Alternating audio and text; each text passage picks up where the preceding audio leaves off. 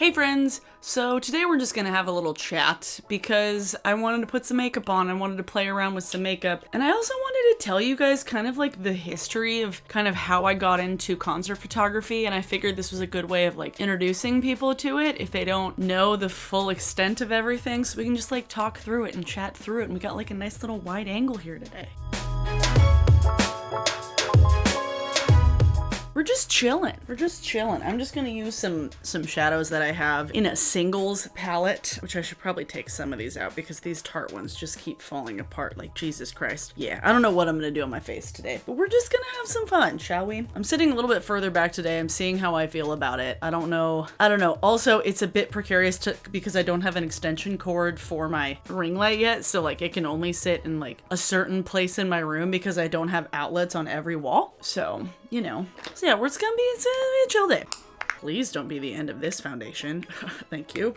So, why I thought of doing this video. One, because I've been looking through a bunch of my old photos lately because I've been very intrigued by the whole like Facebook like memories thing. Most of the things I get in my memories are either like, I had a cold on this particular day, or look at this show I shot. It's funny looking back at things because I have been doing this. I have been photographing live music for almost exactly 10 years now. It was 2009 when I started, and the whole way I got into this, weirdly enough, I was really bored in college and I wanted something to do besides working on the college newspaper, which I was the editor-in-chief of my senior year. So I wanted to kind of just have like an extra hobby because I didn't really have like sports that I did, or I don't know, crafts.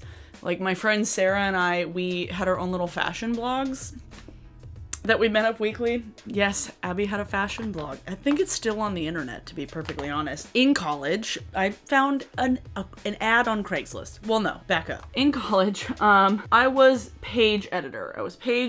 I was a writer, and then I was editor-in-chief. But also in the midst of that, I became photo editor because our photo editor at the time got pregnant and went to night school. And so we needed a new photo editor. So naturally, me being the only one with a nice camera, the first camera I started out with was a Canon Rebel XTI. It had a whole 10 megapixels. Can we talk about that high-res life right there? I literally shot with that thing for probably the first 4 years that I was shooting shows. I think, maybe 3 years. But my 7D I had for a very, very long time. Is everything good? Okay, just checking. So I was like, I haven't really looked at myself in the mirror yet. I turned into the photo editor. So I started really getting into photography, which wasn't something that I was that into in high school. Like, my parents bought me a camera because I was to be the one to document all of our family's gatherings. I've just taken on that role because that was my mother's role and it was my grandmother's role, and naturally it was mine. Some people get like hand-me-down things, some people get like furniture, which I also get. Some people get like heirlooms. No, I get the job of taking all of the family photography. So what do I want to do in my eyes today? I think I want to do like a duochrome thing, but I don't know if I want to do like a green and gold or like a blue and red. I'll do like a bluey red. That'll be fun. So I'm just gonna put like a brown in the crease. Yeah, this is just like a regular warm brown. I believe it might be like milk chocolate or hot chocolate from MAC. It's a very old eyeshadow, but it works fine. So I had a camera. When I started taking photos for the college paper, I realized, I think I like this. I think I like doing this. This is fun. I enjoy this because up until then, like strictly been a writer, and that was like my main creative outlet. Like I did graphic design for my high school paper, but like writing and page design were like my creative things. Like I hadn't really gotten into photography at all. I got into it a bit in high school, but not to the extent where I ever thought, yeah, I could do this like semi-professionally for 10 fucking years. Back to college, I started taking photos all the time, and I made some friends with some folks on the internet. that I met through the We Are Scientists message board. Back when message boards were a thing. Like, my favorite band had like a message board on their website, so like we all made friends with each other, and I'm still very good friends with many of them today. A couple of my friends also took photographs at shows, and I was like, that sounds like fun, that sounds cool. I went digging and I found an ad on Craigslist that was just music site needs writers. So I emailed them and I was like, hey, I'm really into photography now. I really like music.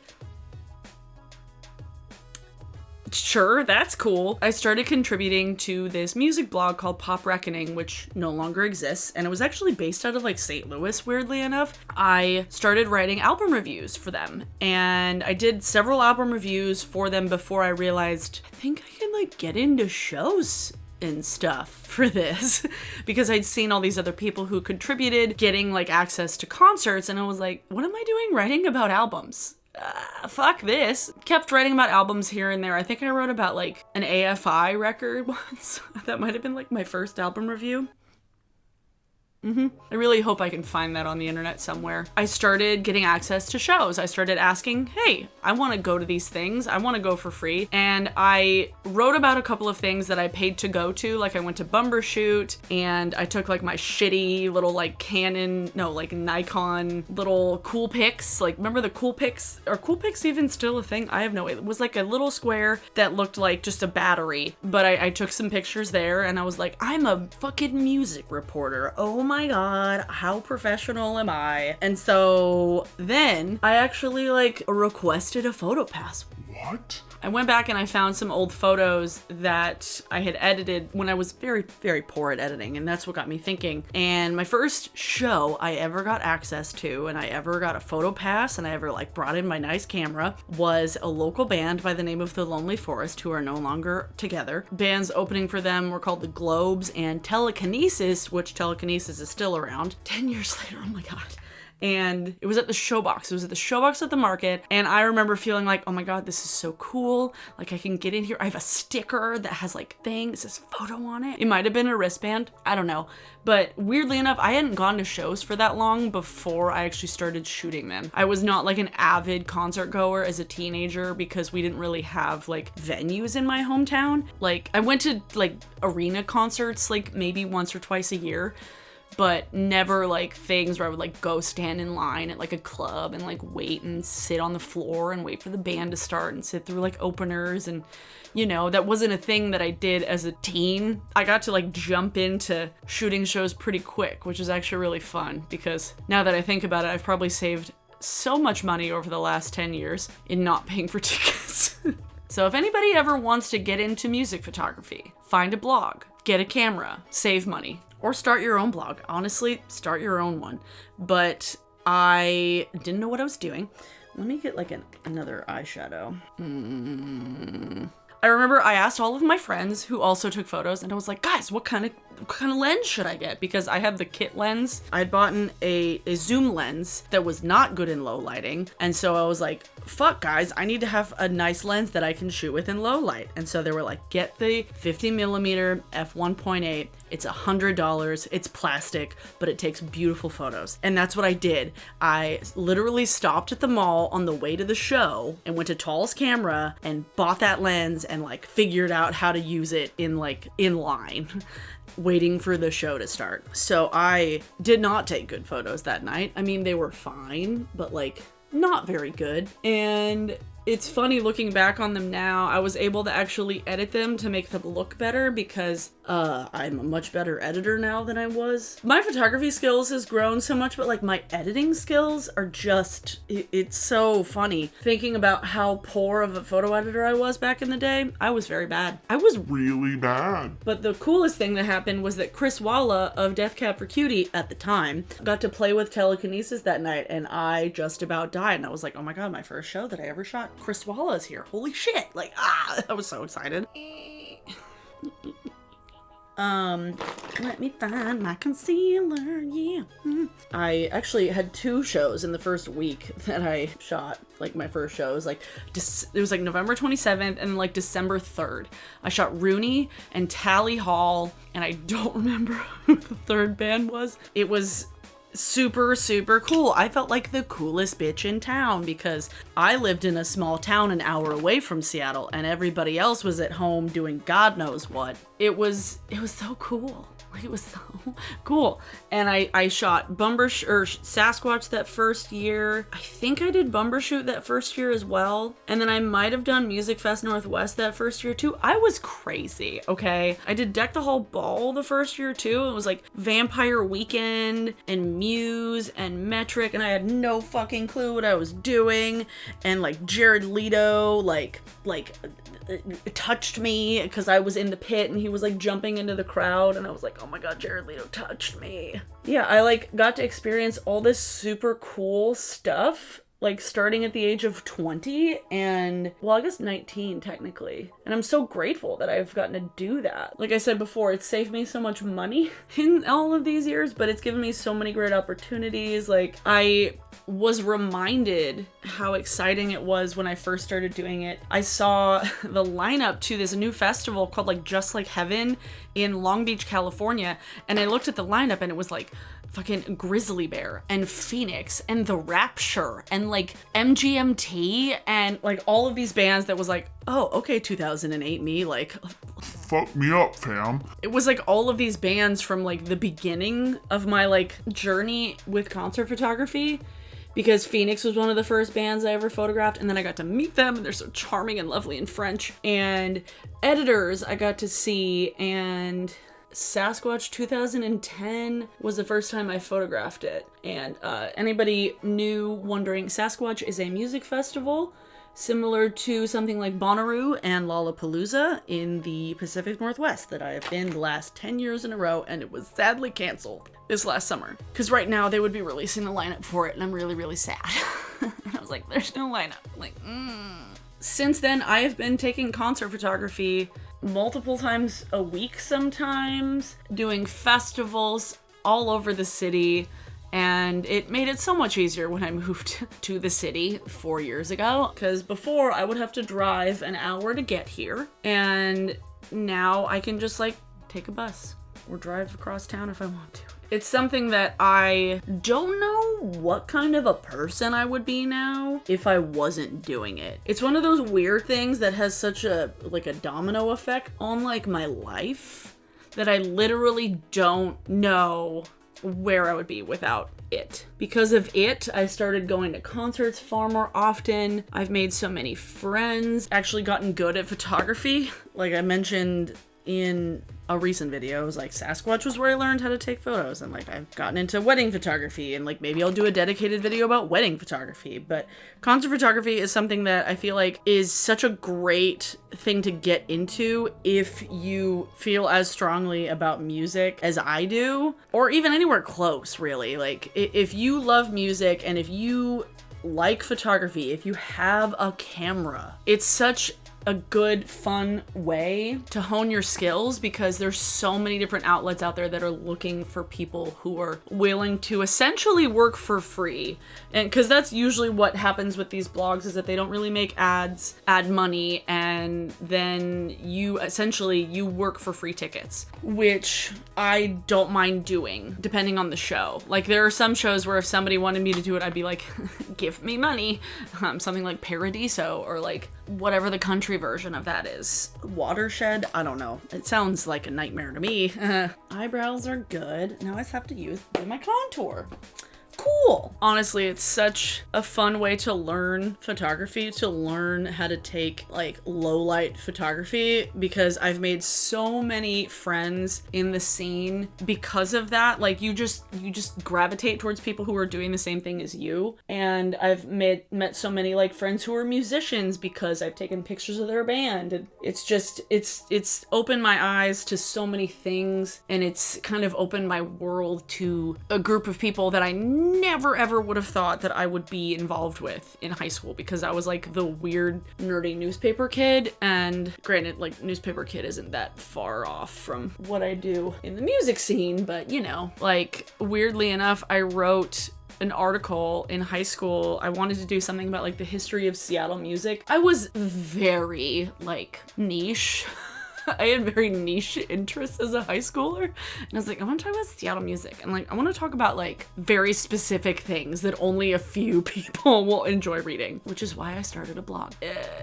In high school, I wrote a story about the history of Seattle music, and I ended up interviewing a local DJ about it. And I had contacted a handful of DJs and like venue owners and just like stuff like that. And I eventually got a hold of an old DJ from the end and got some quotes from him, and it was really fun. I had reached out to this one duo of DJs who had been in the scene, who had been DJing for like fucking 15, 20 years, and my mom listened to every day. So I reached out to them and I didn't hear back, but my article ran and everything. It had the quote from the DJ from the end. I was happy with it, yada yada. Like the week it came out, we had national convention. We had the National Journalism Education Association convention, and it was actually in Seattle. And so like our whole class went up to Seattle, and the day before, a bunch of people had been calling the school and had been like listening to the radio, and apparently the DJs that I had reached out to were like talking about my email on the air. And so like their manager like called the school and asked to talk to my advisor, and then like asked me to call them, and they were like, do you want to do the interview on the air? And I was like, what? And I was a sophomore in high school, mind you, a sophomore. I was a lowly 15-year-old awkward ass kid. Sophomore year was weird. I was like, yeah, but also like, I'm gonna be in Seattle tomorrow morning, so I mean I could come to the station if you want me to. And they were like, you don't have to, but if you want to, sure. So I did. And that was a weird out-of-body experience, because me and like 9 other classmates, we walked down to the fucking radio station, and I got up the elevator and I was like, hello, my name is Abby. I am the 15-year-old girl that emailed you about interviewing about the fucking history of Seattle music. So I got to sit in a booth with like a headset, and I remember I had my phone set and I forgot to turn it on silent, and all the rest of my classmates were still at school that were not in the newspaper class. And so as I was like doing this interview, I talked for like 9 minutes, and then they talked for like 20 more minutes. So I'm just like sitting there just being like, oh, this is so cool. I'm just like sitting on the radio. And somebody called my phone, and I remember it was very, very distinctly, it was one of those like mono version type tunes of Boulevard of Broken Dreams by Green Day. And Robin Maynard DJ on, what was it? Oh God, I don't even remember. 10something The Wolf. Or no, it wasn't even The Wolf. It was The Buzz. Now it's The Wolf. It used to be called The Buzz. Radio for Guys, which is funny because that's what my mom listened to. But now it's a country station, unfortunately. And they were like, oh, these kids with cell phones. And like completely changed the subject because my phone rang. And shortly after that, I was like, I think I might like writing about music. And then that kind of just like fell by the wayside until I got to college. And here we are now to do my highlighter. It looks like the only highlighter I actually have in here is squid. So we're gonna do squid because I left my other highlighter over there and I don't want to get up. Squid. Hello, Black Moon Cosmetics. Don't mind if you do. Jesus Christ. Wow. Why do I sound like Owen Wilson? Wow. It's like a cross between Owen Wilson and like Daggett from the Angry Beavers. I've been loving not setting my under eye with powder. It's been amazing. I told you guys this was gonna be the return of Weird Abby. And she's back, baby. Let's see.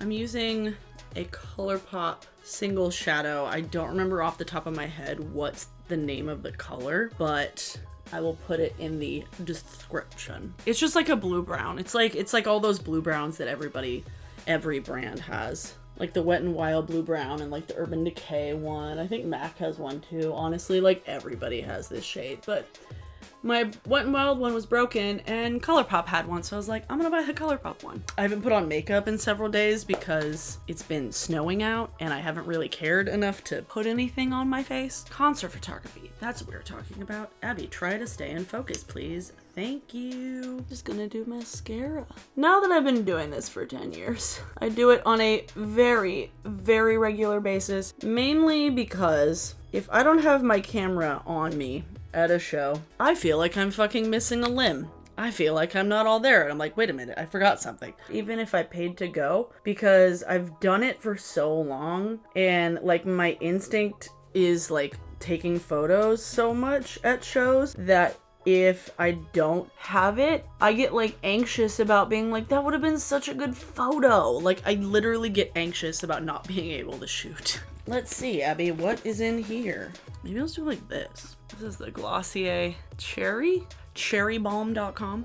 Let's see, I think this is one of the Peri Para ink velvet thing. Why am I pulling my bangs out of my face?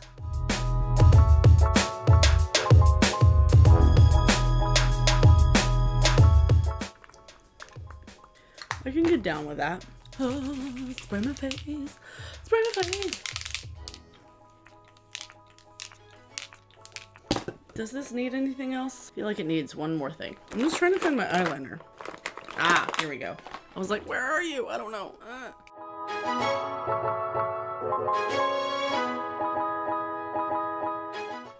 There we go. All right, I think we're done. I think so. Basically, I just wanted to have this video be kind of like a chat, kind of filling folks in about like what I do. And I still do it very often. The camera that I use now is a Canon 5D Mark III, and it is my baby. It is worth more than probably my car with all of the lenses that I have. I have a 24 to 70 millimeter lens that I shoot videos on, as well as shoot shows, obviously.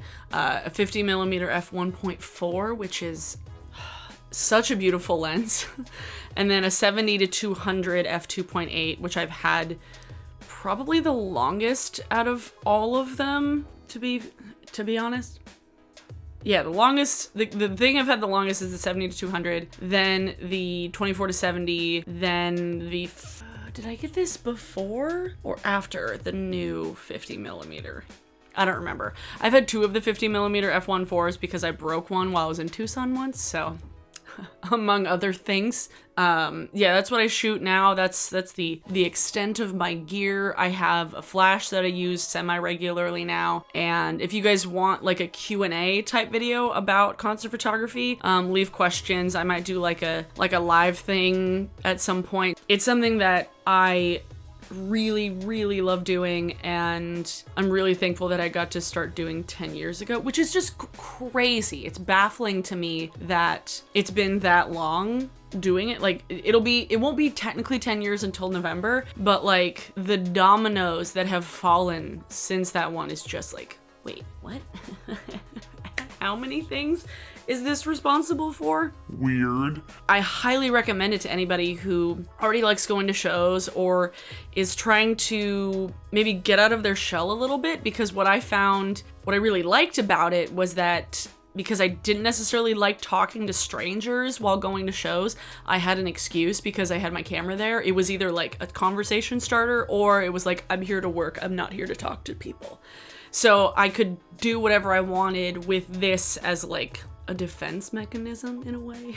Like I said, I've gotten to go to so many things. Like probably my favorite shows I've ever shot, the Foo Fighters at the Gorge 4 years ago. It was 4, almost 4. Was it 4? It was something like that. I had to rent a very long, very heavy lens that was very expensive because it was from very far away. I got to see Temple of the Dog like 4 months before Chris Cornell killed himself, and that's crazy to think about, even though I only got to be there for like 2 songs. Flight of the Conchords has been amazing. Like I love Flight of the Conchords, and I got to photograph them a couple of years ago. Getting to do like something that I did, I think it was either 2 or 3 years in a row. I was absolutely crazy when I was 21 and 22. I was like, oh no, I can totally do this. Of course I can. So there used to be a festival in Portland, Music Fest Northwest, and I don't know if they still do it, but if they do, it's definitely not the same as it used to be. It used to be like 4 or 5 days, you get a wristband, you run around Portland like a chicken with your head cut off for those 4 or 5 days, and you get into whatever kind of show you want. And it was something that I did directly after Bumbershoot, which was literally the weekend before. So what I did for like 2 years in a row was like go to Bumbershoot, which was like Friday, Saturday, Sunday, or Saturday, Sunday, Monday.